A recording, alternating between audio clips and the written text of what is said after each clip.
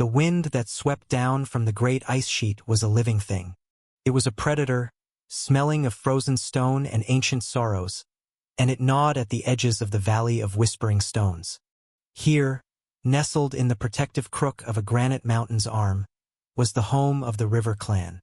Their world was a tapestry of green earth, gray rock, and the silver ribbon of the river that gave them their life and their name. But now, the green was fading to a brittle brown, and the river's song was growing thin and sharp, a prelude to the silence of winter.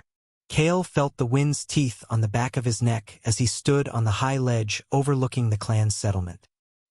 He was a young man, but the lines of worry were already etching themselves around his eyes, creases as fine as those on a drying hide. His shoulders were broad from hauling game and his hands were calloused from knapping flint, but inside him, a different kind of burden was settling, heavier than any mammoth carcass. Down below, smoke from the central fire of the great cave spiraled into the bruised twilight sky, a fragile signal of warmth and life against the encroaching cold. And in that cave, in the warm, herb-scented birthing den, was Alara. His Alara. Her belly was swollen with their first child, a life that pulsed with the promise of a future Cale both yearned for and feared. The clan's traditions were as old as the mountains. A child was not truly a person until they were named. Before the naming ceremony, they were simply the little one, a precious but formless spirit tethered loosely to the world. The name was everything. It was a prophecy, a shield, a map for the soul's journey. A name held the power of the ancestors, the strength of the clan, and the hopes of the parents. Cale's own name meant keen-eyed hunter, a legacy from his grandfather who could track a snow hare across bare rock. He had spent his life trying to live up to it. What name could he possibly choose for his own child? A name was not simply given. It had to be earned, either by the child's own emerging spirit or by a great deed performed in their honor by the parents. He shivered, pulling the thick wolf pelt closer around him. It wasn't just the cold. It was the weight of a name yet unspoken. He made his way down the worn path, his leather-bound feet silent on the stone. The entrance to the great cave was immense, a dark mouth in the mountainside, its lips stained black with the soot of 1,000 generations of fires. The air inside was thick with the familiar smells of wood smoke, roasting meat, curing hides, and the warm, earthy scent of people. It was the smell of home. Dozens of families lived within the sprawling cavern system. Alcoves and ledges had been claimed over centuries, each decorated with personal carvings, animal skulls, and draped furs. The heart of the cave was the great fire pit, a circle of scorched rock where the clan gathered to share food, stories, and warmth. Children tumbled and played in the firelight, their laughter echoing off the high, vaulted ceiling where painted images of bison, deer, and long-vanished beasts danced in the flickering light. He bypassed the main chamber, heading for the quieter, deeper sections of the cave. He found Morwan, the clan's elder shaman, by her private fire. She was ancient, her face a roadmap of wrinkles, her eyes like chips of obsidian that seemed to see not just Cale, but the spirits that walked beside him. She was tending to a collection of herbs, her gnarled fingers surprisingly deft as she sorted leaves and roots. "The wind carries a message, Cale," she said without looking up. Her voice was a dry rustle, like leaves skittering across stone. "The mountain grows its winter fur early this year. The marmots have sealed their burrows. The spirits of the air are restless." "I feel it, Morwen," Cale replied, settling on a smooth stone opposite her. "The hunt has been poor. The deer have already moved south, and the bison herds are scattered and thin." Morwen finally raised her eyes. "The world provides what we need, not always what we want. Survival is a dance. We must listen to the rhythm. Your spirit is not dancing, keen-eyed hunter. It is pacing, like a caged wolf." Cale ran a hand through his thick, dark hair. "Alara the child will be here soon. The stores are low. A naming ceremony requires a feast, a celebration of life. How can we celebrate when our bellies rumble with uncertainty? A name is not born from a full belly, but from a strong heart, Morwen corrected him gently. It is a promise made to the spirits that this new life will be worthy. The greater the struggle, the more powerful the name that rises from it. She held up a dried sprig of mountain sage. This plant grows only on the highest, most wind-blasted cliffs. That is why its medicine is so strong. It is shaped by its hardship. Her words were meant to be comforting, but they only deepened the pit in Kale's stomach. A great struggle meant great danger. He thought of his own father, Kor, whose name meant rock. He had been strong, solid, the anchor of their family. And he had been killed on a hunt, crushed by a great cave bear, a beast so large and old the clan called it Old Bone Snapper. Kale had been just a boy, old enough to understand the screaming, the grief, the gaping hole his father's absence left in the clan and in his own heart. The fear of that memory was a cold stone he carried inside him always. He did not want his child to be born into a story of loss. There are whispers, Morwen continued, her gaze turning inward, towards the dancing flames, carried on the wind from the north. A hunger is coming, not just for us, but for all creatures. Even the great predators are being pushed from their territories. She paused, her eyes locking onto his with unsettling intensity. Old Bone Snapper has been seen again, closer to the valley than he has been in many seasons. His rage is a fire on the mountain. The name sent a chill down Kale's spine that had nothing to do with the wind. The cave bear was a legend, a creature of nightmare. Twice the size of a normal bear, with a coat the color of dirty snow and a temper as foul as a frozen swamp. He was a ghost that haunted the high passes, a story told to frighten children. But he was real. Kor's death was the proof. He will not come into the valley, Kale said, his voice betraying more hope than conviction. The river protects us. The river will soon be a bridge of ice, Morwen stated flatly. And a hungry bear knows no boundaries. A great deed is needed, Kale. A story that will be told around the fire for generations. A story that will give your child a name of power. Kale understood her meaning. To face Old Bone Snapper was madness. It was suicide. But to provide for the clan, to secure a future for his child, to forge a name worthy of the coming hardship, the thought, terrifying as it was, began to take root in his mind. It was a seed of desperation, but also of a fierce, protective love. He left the shaman and went to the birthing den. A thick hide curtain separated it from the rest of the cave, muffling the sounds within. Alara's sister, Lyra, stood guard outside.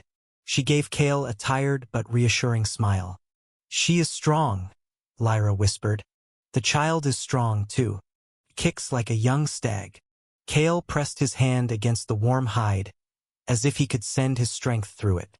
He could hear Alara's low, rhythmic breathing, the sound that had lulled him to sleep every night for 5 seasons. He pictured her face, her warm brown eyes that held a wisdom far older than her years, the way she smiled when he brought her the first spring flowers. She was the calm center of his world, and the thought of her pain, of any danger to her or the child, was a physical agony. He spent the next few days in a fever of activity. He led hunting parties far into the thinning woods, pushing himself and his men to their limits. They returned with a few scrawny rabbits and a single tough old goat. It was not enough. The mood in the clan was growing somber. The laughter of the children seemed brittle, and the elders watched the sky with worried eyes. The first snows began to dust the high peaks, a stark white warning against the dark rock. Every night, he sat by the main fire, sharpening his spear points, rewrapping the leather grips. His spear was his father's. The yew-wood shaft was dark with age and use, the flint head a masterpiece of lethal craftsmanship. He could feel his father's presence in its weight and balance. It felt less like a tool and more like an extension of his own arm. As he worked, he thought about names. If the child was a girl, perhaps a name like Lena, meaning willow, for her grace and resilience, or Anya, for the light of the dawn. If it was a boy, perhaps Breer, meaning brother, a name of community, or Fun, for the wildness of the fens. They were good names, safe names. They were not names forged in a great struggle. They were not the kind of name Morwen spoke of. One evening, as a freezing rain slicked the rocks outside, a scout named Jorix stumbled into the cave, his face pale and his eyes wide with fear. He had been checking his trap lines near the river's upper fork. "The bear!" he gasped, collapsing near the fire. "Old Bone Snapper. I saw the tracks, as wide as my head. And this." He held out a shaking hand. In it was the mangled carcass of a cave lion, a formidable predator in its own right. Its neck had been snapped and its body half-eaten. The sheer power required to do such a thing was unimaginable. The clan fell silent, the only sound the crackle of the fire and Jorik's ragged breathing. The nightmare was no longer a whisper on the wind. It was at their doorstep. Panic, cold and sharp, rippled through the assembled clan. Mothers pulled their children closer. The hunters exchanged grim, fearful glances. The beast was not just hungry. It was asserting its dominance, claiming the valley as its new territory. They were no longer the apex predators here. They were prey. Kale looked from Jorik's terrified face to the worried faces of his clan, and his resolve hardened into something cold and sharp, like the flint of his spearhead. The fear was still there, a cold knot in his gut, but it was now overshadowed by a fierce, burning anger. This beast, this ghost from his past, would not steal the future from his child. That night, as the storm that had been threatening for days finally broke, a keening wail cut through the roar of the wind. It was not a sound of grief or fear, but of raw, primal effort. It came from the birthing den. Alara's time had come. The entire clan seemed to hold its breath. The storm outside was a physical manifestation of the turmoil within. Wind howled through the cave entrance, making the great fire gutter and dance. Freezing rain turned to sleet, then to thick, heavy snow. It was a blizzard, a wall of white that sealed them in, isolating them from the world. Kale stood helpless outside the hide curtain, listening to the muffled sounds of Alara's ordeal, his knuckles white as he gripped his father's spear. He was a hunter, a protector, but in this he was powerless. This was a battle only Alara could fight. Morwen and Lyra were with her, their low, encouraging murmurs a counterpoint to Alara's groans of pain. Hours crawled by, each one an eternity. The storm raged, and the battle within the birthing den raged with it.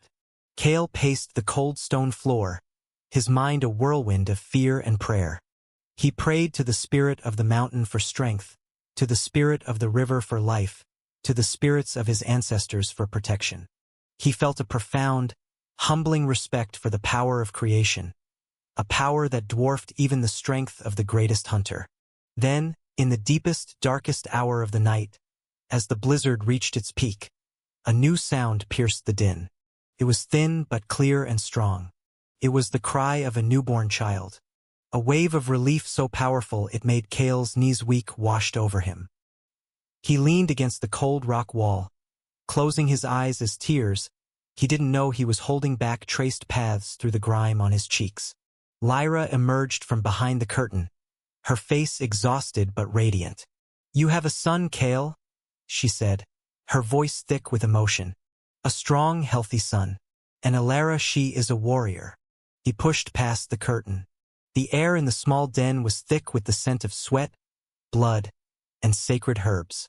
Alara was lying on a bed of soft furs, pale and weary, but her eyes shone with a fierce, triumphant light. Cradled in her arms was a small, wriggling bundle.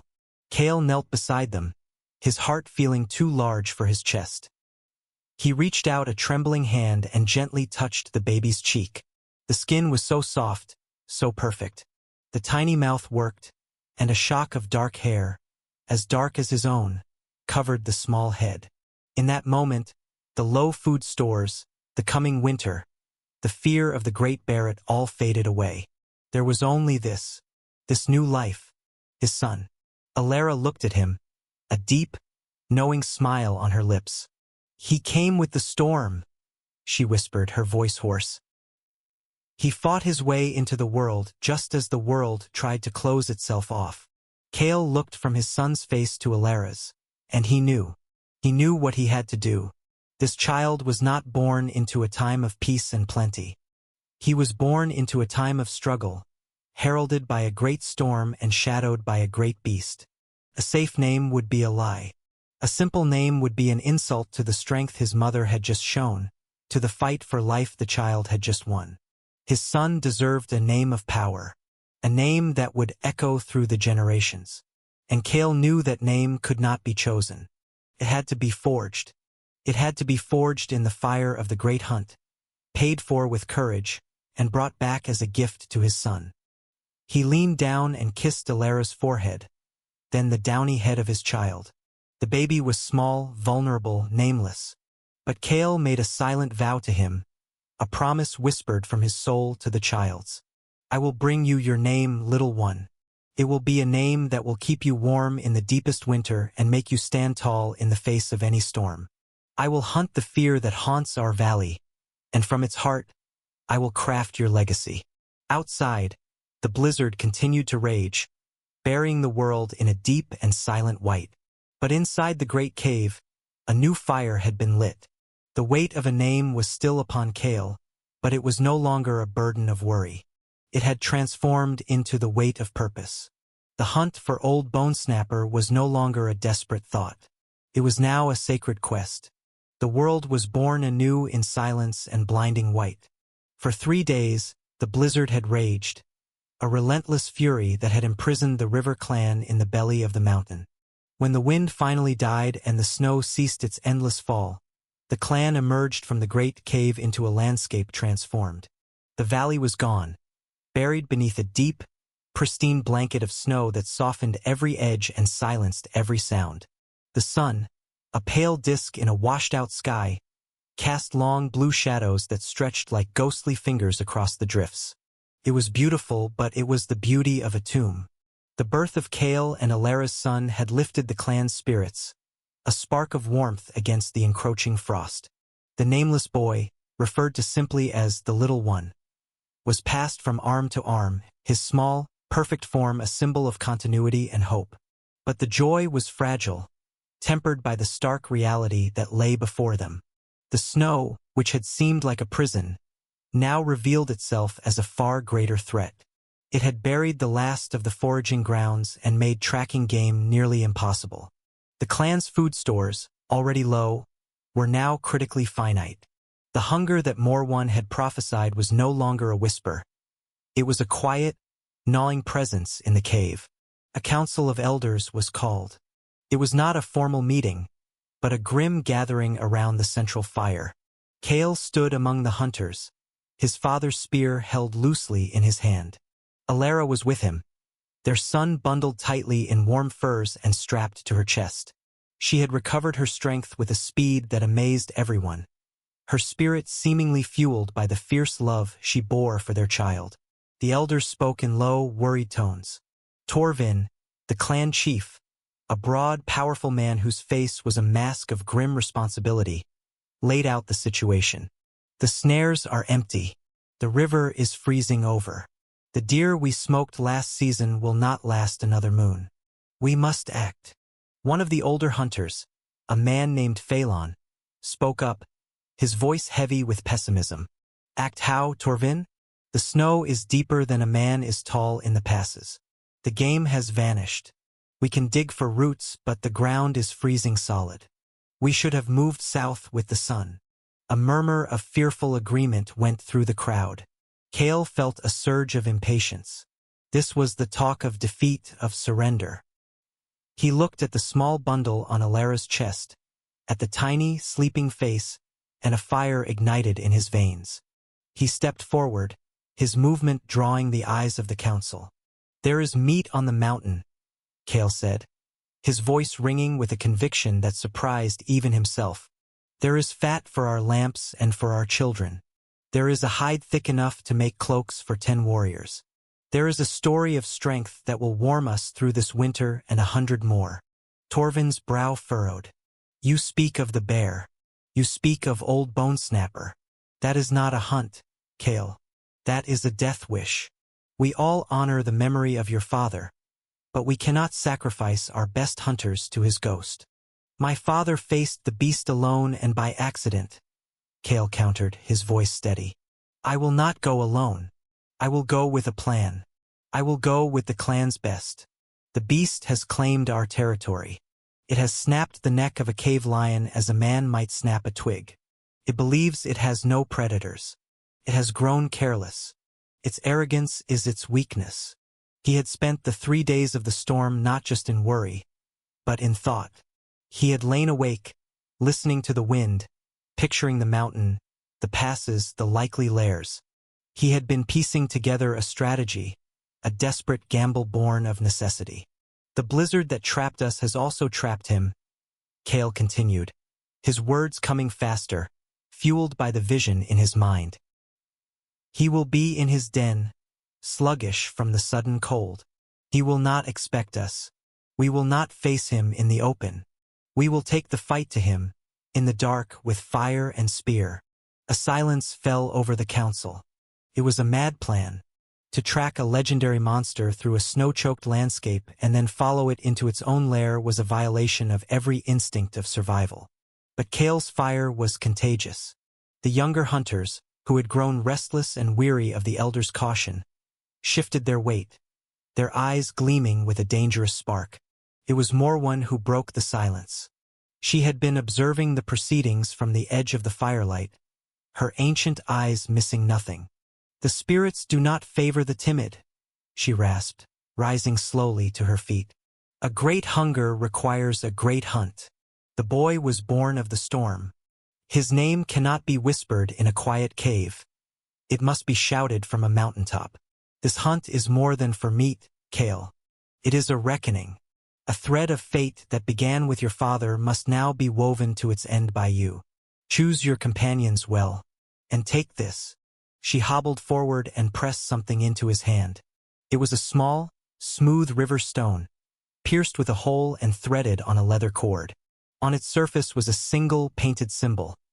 A spiral, the sign for a journey, for life, for the unending cycle. This was blessed when the river was at its strongest, she said. May it remind you that even the hardest ice eventually melts. Torvin looked at Cale, then at the faces of the younger hunters. He saw the fire in their eyes and knew that a decision had been made. Whether he sanctioned it or not, the hunt would happen. To forbid it would be to breed resentment and division when the clan needed unity most. He gave a slow, reluctant nod.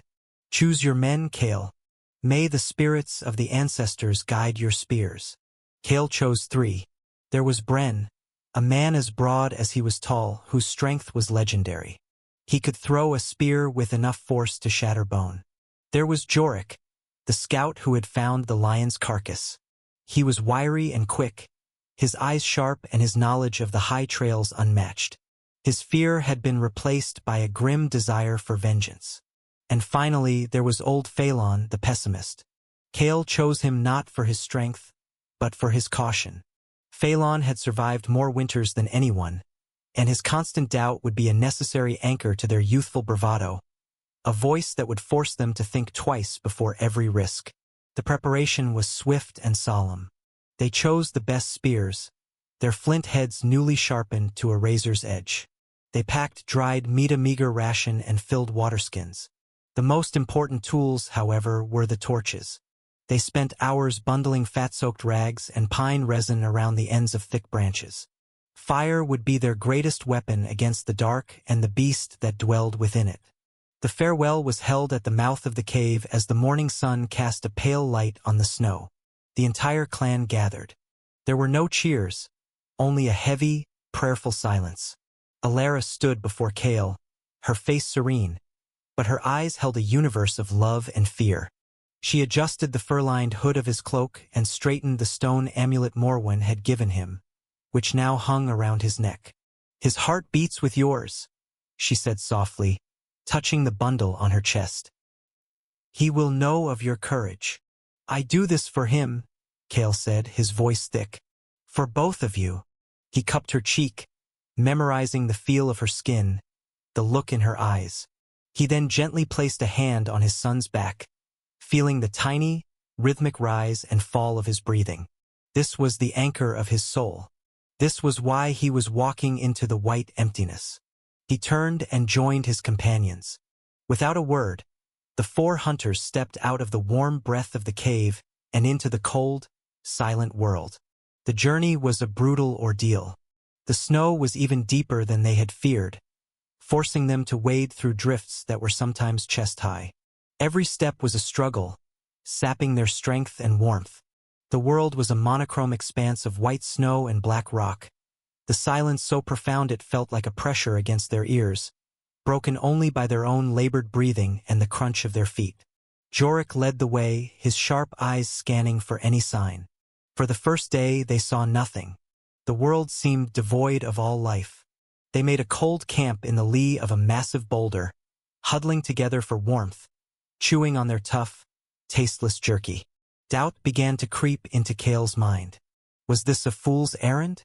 Were they chasing a ghost, wasting their precious strength while their clan starved? He clutched the stone amulet. He thought of his son. He pushed the doubt away. On the second day, Jorik found the tracks. They were monstrous, pressed deep into the snow near a frozen waterfall, each one a gaping hollow larger than a man's head, the claw marks like gouges in the earth. Seeing them, so stark and clear, sent a fresh wave of fear and adrenaline through the men. The ghost was real and they were on its trail. Phelan spat on the ground. Spirits protect us. It's bigger than the stories say. It's just a beast, Bren grunted, gripping his spear. And beasts can bleed. The tracks led them upward, out of the valley floor and into the treacherous high passes of the mountain. The air grew thinner, colder. The wind returned, a keen-edged blade that scoured the rock and drove fine, stinging particles of ice into their faces. They moved slowly, cautiously, Jorik pointing out the signs of the bear's passage. A massive pine tree with its bark shredded, a trail of scat filled with bones, a place where it had dug through 5 feet of snow to unearth a frozen animal carcass. Cale felt a strange connection to the beast he was hunting. He began to think like it, to anticipate its movements. It was heading for the highest, most inaccessible part of the mountain, a grim, shattered landscape of jagged peaks and deep crevasses. It was seeking a place of absolute solitude and security, a lair. As dusk fell on the third day, they were high on the mountain's shoulder. The valley below was a distant, shadowed bowl. They were in a different world now, a world of rock and ice, the domain of the bear. They found shelter in a small rock overhang, barely large enough for the 4 of them. They lit a small, carefully shielded fire, the flickering light a tiny, defiant speck in the immense, frozen darkness. "We are close," Jorik whispered, his eyes scanning the looming shadows of the peaks above them. "I can feel it. The air smells of it." Phelan shivered, and not just from the cold. "This is a cursed place. The spirits of those who died on this mountain are watching us." "Let them watch," Bren growled, testing the point of his spear. "They will see a good fight." Cale said nothing. He stared into the flames, his mind focused. He was replaying his plan over and over. They would find the lair. They would use the torches to blind and confuse the beast, to drive it back into the deepest part of its cave. They would use the terrain, the narrow passages, to their advantage, preventing it from bringing its full size and strength to bear. They would strike together from all sides. It was a good plan, but plans were fragile things. One mistake, one moment of hesitation, and they would all be slaughtered. He thought of his father. Had he been this afraid? Or had his end come so quickly he hadn't had time for fear? Cale pushed the thought away. He could not afford to be haunted by his father's ghost. He had to be the one who did the haunting. The next morning they found it, tucked beneath a massive, overhanging cliff face, half hidden by a recent snowdrift, was a dark opening in the rock. It was not a large entrance, but the snow around it was trampled and stained, and a faint, foul odor musky, carrion scent hung in the frigid air. A pile of bones, some of them huge, lay scattered near the entrance, a grim testament to the occupant's power. This was it, the lair of old Bone Snapper. The 4 men stood before the dark maw, their breath pluming in the thin air. The silence of the mountain seemed to press in on them, amplifying the frantic beating of their own hearts.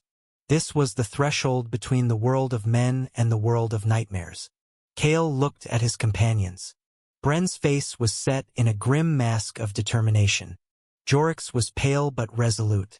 Phelan was muttering a quiet prayer to the spirits of his ancestors.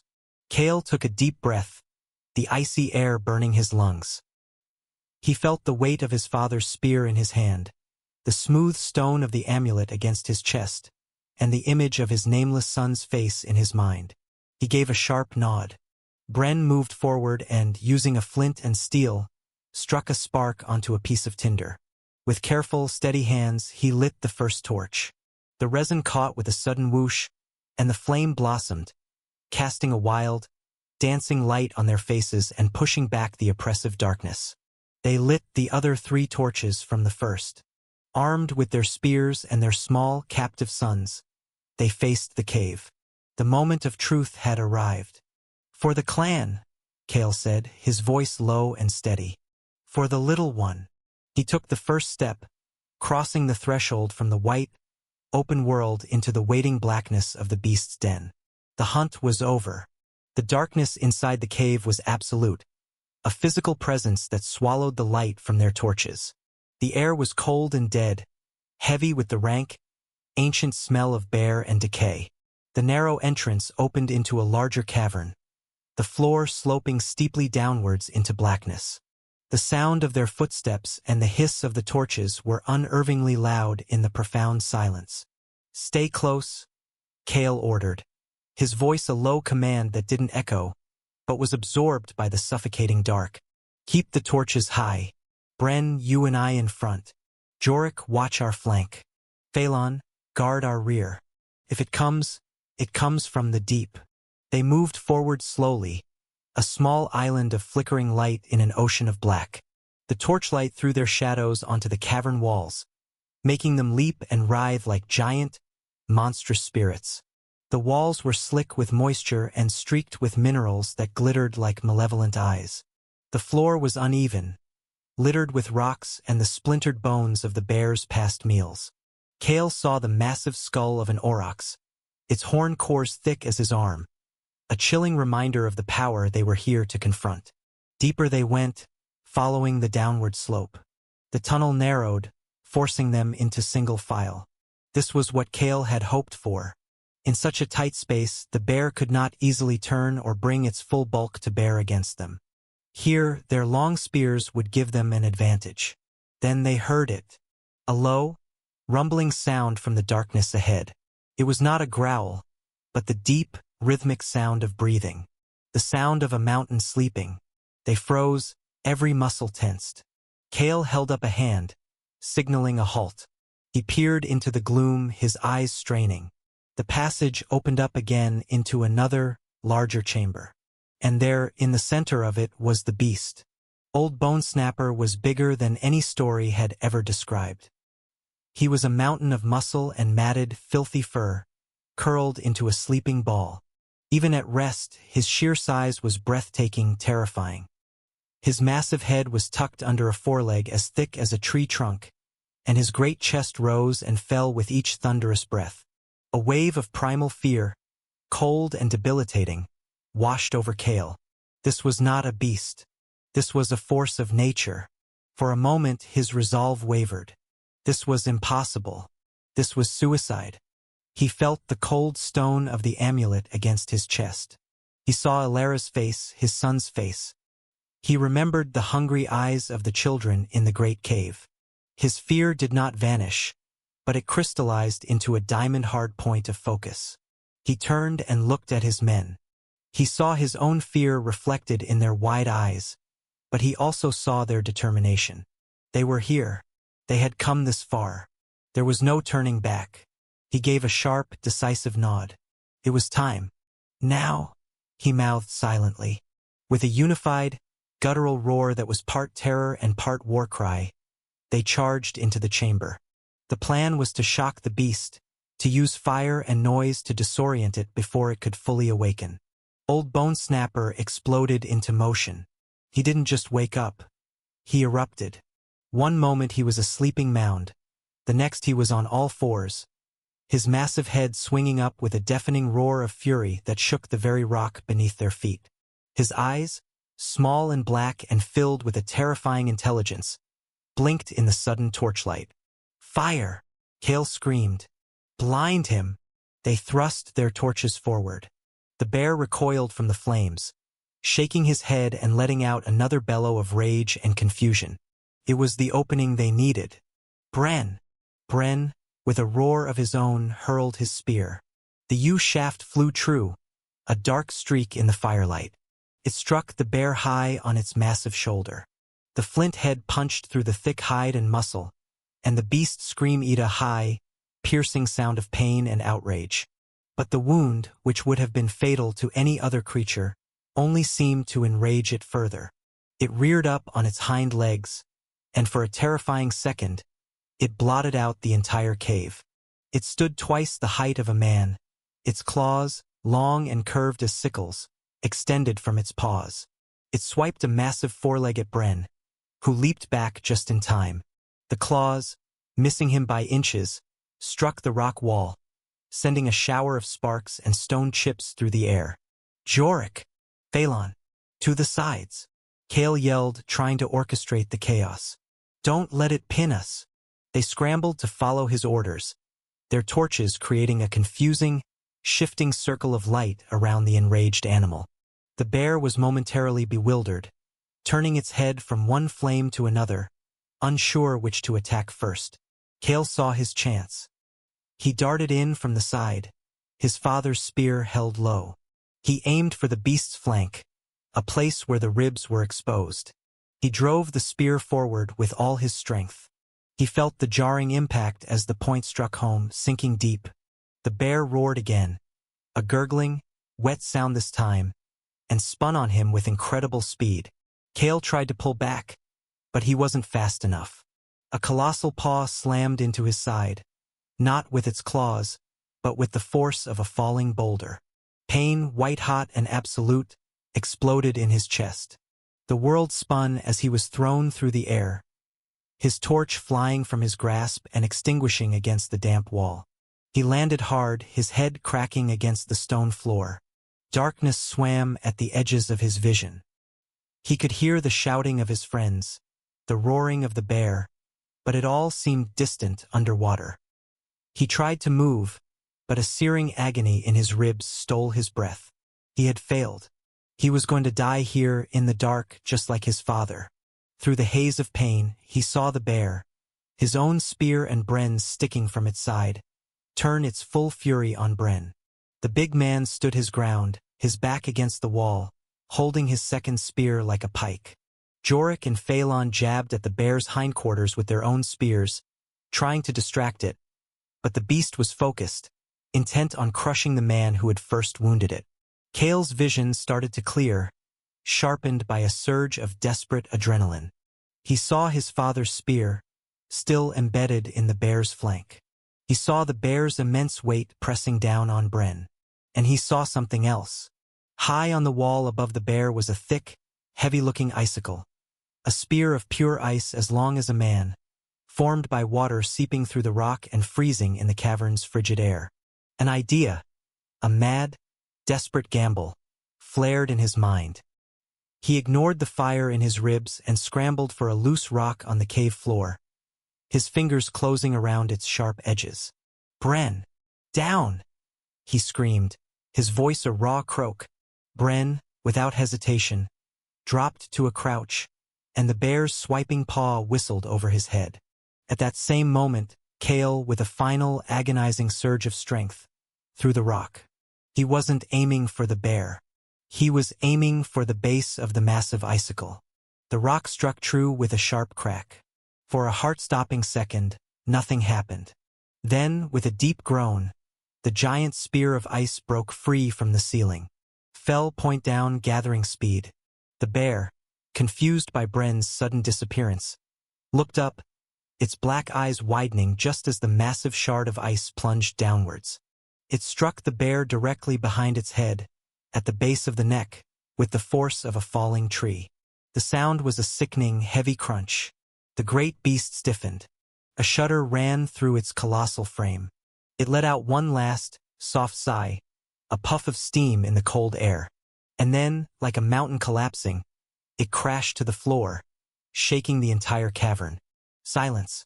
The only sounds were the ragged, desperate gasps of the four men and the gentle drip, drip, drip of water from the ceiling. The giant was dead. Old Bone Snapper, the ghost of the mountain, the nightmare of the valley, was slain. For a long moment no one moved. They stared, disbelieving, at the mountain of fur and flesh on the cave floor. Jorik was the first to react. He let out a shaky, triumphant laugh that bordered on a sob. Bren slowly rose to his feet, his face pale, and stared at Kale with a look of pure awe. Phelan simply sat down hard on the ground, his spear clattering from his nerveless fingers, and put his head in his hands. Kale lay on the cold ground, the pain in his side a raging fire. But through the pain, a profound sense of peace washed over him. He had faced the ghost of his past, the beast that had taken his father, and he had won. He had not done it with brute strength, but with a hunter's eye and a desperate wit. The thread of fate Morwen had spoken of was complete. The journey back was an epic in itself. It was a grueling, heroic struggle. They spent the rest of the day butchering the massive carcass in the freezing cave, their hands numb, their bodies aching. The sheer amount of meat, fat, and hide was staggering. It was more than the clan had seen in a year. It was survival. It was life. Kale's ribs were broken, and every movement was agony. But he refused to be carried. Leaning on Bren and Jorik, he walked. They fashioned makeshift sledges from the bear's own hide and ribs, piling them high with the precious meat. The journey down the mountain was slow and treacherous, but their spirits were soaring. They were no longer just hunters. They were heroes, saviors. When they were spotted from the valley below, four small figures dragging their immense prize, a great shout went up from the clan. The entire population streamed out of the great cave to meet them, their faces a mixture of disbelief and ecstatic joy. The return was a triumph. Kale, leaning on his father's spear, which they had recovered from the beast, was led to the central fire. He was battered, bruised, and in immense pain, but his eyes shone with a light no one had ever seen in them before. He was no longer just the keen-eyed hunter. He had forged a new identity in the dark heart of the mountain. The next few days were a blur of joyous activity. A great feast was prepared. The smell of roasting bear meat filled the cave, a rich, life-affirming scent that banished the ghost of hunger. The clan celebrated not just the food, but the return of hope. The story of the hunt was told and retold around the fire, growing with each telling until it achieved the status of legend. They spoke of Bren's strength, Jorik's keen eye, Phelan's wisdom, and above all, Kale's courage and cleverness. The great bear's skull, cleaned and bleached, was mounted high on the cave wall, its empty eyes forever watching over the clan it had once terrorized. Finally, the night of the naming ceremony arrived. The great cave was filled with a special reverence. The central fire burned high and bright. The entire clan gathered, their faces painted with symbols of celebration and respect. Morwen, her ancient face illuminated by the flames, began the ritual. Her voice, though thin, filled the cavern as she chanted the stories of the ancestors, the lineage of the clan, the great deeds of the past. Then, she fell silent and beckoned to Kale and Alara. They walked forward into the circle of light. Alara, her face glowing with pride, held their son. Kale, his torso tightly bound in hide to support his broken ribs, walked tall and straight. He looked at his son, no longer just a nameless bundle, but a child with a story, a child whose life was already intertwined with a great legend. The parents have performed a great deed in this child's honor, Morwen announced to the assembled clan. They have faced the great hunger and brought back life. They have faced the great fear and brought back courage. They have earned the right to give this child a name of power. Kale, son of Kor, tell us the name. Kale looked at Alara, who gave him a small, encouraging nod. He then turned his gaze to the clan, to his people. He took a deep breath, the firelight dancing in his eyes. He had thought long and hard about the name. Could have been Bearslayer or Icefang, names of violence and death. But that was not the true meaning of the hunt. The hunt had not been about killing. It had been about living. He was born in the heart of a great storm, Kale said, his voice clear and strong. He was protected by his mother's strength. He was given a future by a hunt that took us to the stony heart of the mountain. His name will not be one of death, but of endurance. His name will not be of the beast we conquered, but of the home we have secured. He paused, letting the silence hang in the air, thick with anticipation. He and Alara looked down at their son, who was awake, his dark, curious eyes reflecting the dancing fire. Together, their voices blending as one, they spoke the name. "We name him Terran." A collective sigh of approval went through the clan. Terran, an old word. It meant strength of the mountain. It was not just a name, it was a story. It spoke of resilience, of steadfastness, of the unyielding power of the rock that gave them shelter. It honored the place of the great trial, but focused on the quality that had led to their triumph. Strength. Morwen took the child gently from Alara's arms. She dipped her finger into a small bowl containing a mixture of bear fat, sacred red ochre, and ash from the fire. She drew a spiral on the baby's forehead, the symbol of the journey, the symbol of life. "Terran," she proclaimed, her voice ringing with power as she held the child up for all to see. "Strength of the mountain. Welcome to the River Clan." "Terran!" The clan roared in response. A single, powerful voice that echoed off the ancient, painted walls. The name, whispered in a promise, forged in darkness, was now given life by the fire and the love of his people. Kale put his arm around Alara, pulling her close. He looked at his son, Terran, now being passed among the joyful clan members, each one repeating his name like a sacred chant. The weight he had felt on the ledge so long ago was gone. In its place was a warmth, a deep and abiding certainty. He had brought his son a name, and in doing so, he had found the truest meaning of his own. He was Kale, keen-eyed hunter. He was the son of Kor, the rock. And now he was the father of Terran, the strength of the mountain. A new link had been forged in the endless chain of the clan, a story that would be told as long as the river flowed and the mountains stood.